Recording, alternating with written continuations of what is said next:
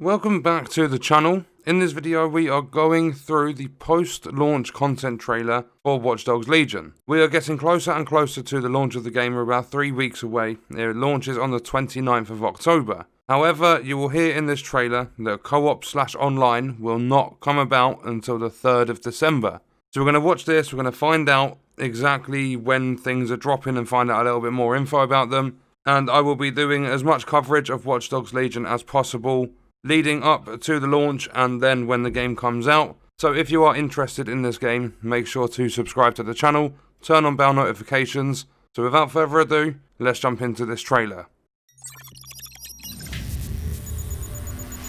Hi, I am Latish Thainathan, the live producer on Watch Dogs Legion. I'm excited to reveal our post-launch plans and to give you details about all the free content we are bringing you, as well as our season pass. On December 3rd, we will launch our first free update, introducing the online mode of Watch Dogs Legion, where you can explore the full city of London in up to 4-player co-op and recruit anyone you see. We have all new co-op missions that you can play with your friends. Bring your own characters, find the best synergies, and build the ultimate co-op team. We're also adding dynamic events that will bring new challenges to the streets of London. On top of that, we're launching tactical ops, dedicated 4-player missions tailored for co-op play that require great efficiency and communication.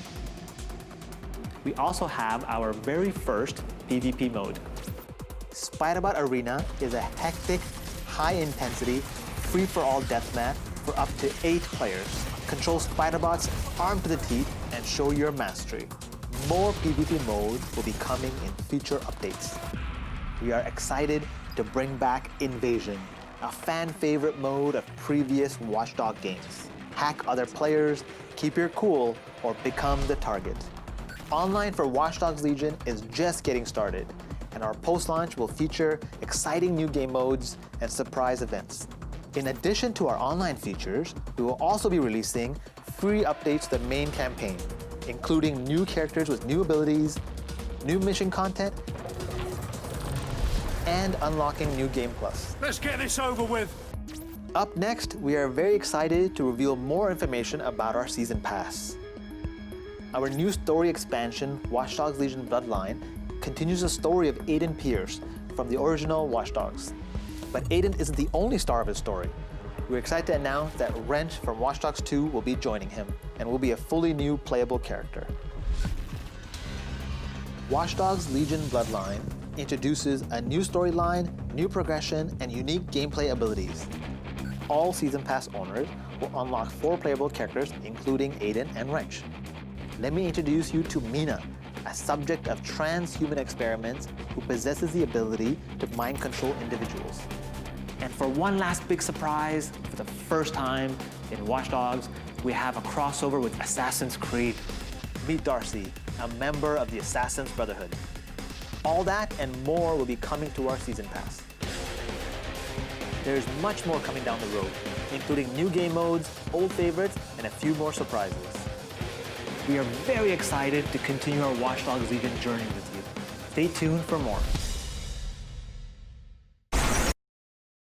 So, the game is releasing October 29th on Xbox One, PlayStation 4, Stadia and PC, November the 10th on the Series X and S, then November 12th on the PS5. Obviously, if you're from the UK and select other countries, that'll be November 19th because that's when the PS5 comes out. But if we quickly flick back through this, and we take a look. Obviously, Aiden Pierce is coming into the game, and a lot of people are 50-50 about it. I loved playing as Aiden Pierce. I didn't know, I've never really followed the background story, but a lot of people don't like the idea of Aiden Pierce, although I'm used to, I've never really picked up Watch Dogs 2. I've played it for a little bit, but never completed the story or anything like that. But I did do that with Watch Dogs 1, and that's why I kind of like Aiden Pierce, just because he's like the original character of the franchise. But then we have online, which is dropping December the 3rd, and it's going to feature lots of different modes. You've got open world co-op, you can do all the recruiting, and you can do crazy things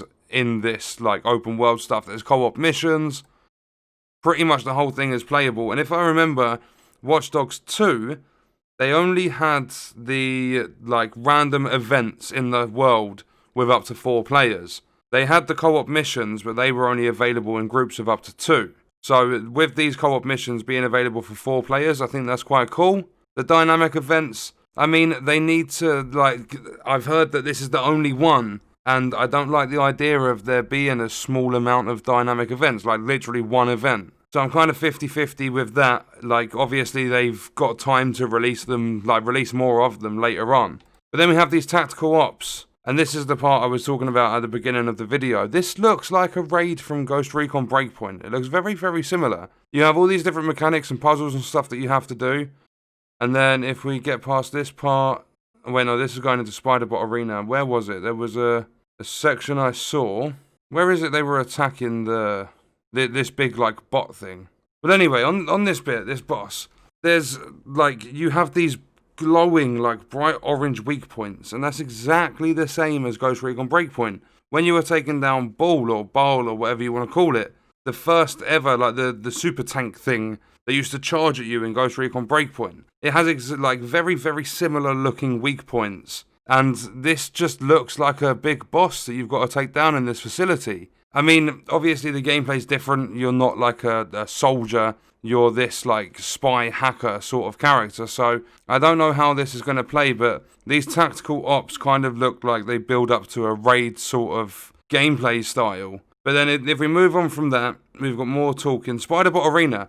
This looks okay. I'm not a huge fan of PvP stuff, especially in the Ubisoft games. I don't play Rainbow Six Siege, but in, like, the Division 2 and then Breakpoint, I'm not a huge fan of PvP stuff, so I don't know how this is going to play. But obviously it's your spider bots, so it's not like characters running around with these guns and stuff. You've got these abilities, you're a drone. So it might be a cool take on a PvP mode.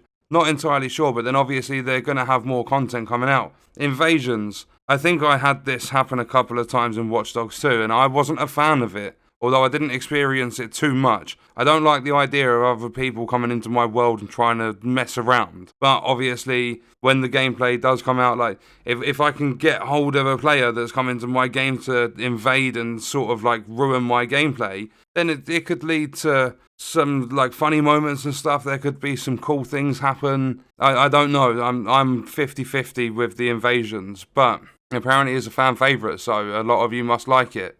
But then moving on, we have the still image of all the stuff. So we've got the open world co-op, we've got the co-op missions, dynamic events, tactical ops, and Project Gogmagog, if that's how you pronounce it. But this is number 1. So I do feel the tactical ops is going to be more along the lines of a raid than anything else. It might not be as mechanically challenging. There might not be as many puzzles as a raid. We don't know fully yet. But I feel if there's a sort of game mode it resembles, I'm going to say it resembles a raid the most. Just from my opinion. We've got Spiderbot Arena, which is PvP. Then we have the invasions, and they say and more, but I don't think there will be much more. Free content, they're going to add new characters. This guy does look cool. Just the fact that you can hypnotize other people. I'm sticking to my guns. I want to get that full army of grannies with shotguns. And I also want to try, apparently I've heard permadeath is optional. I want to turn permadeath on for a game save. And I want to try going around and massacring the whole of London to see if you can just have, like, a dead world. Absolutely no one in it. But then, as well as the new characters, there's going to be new missions and stuff. We also have New Game Plus.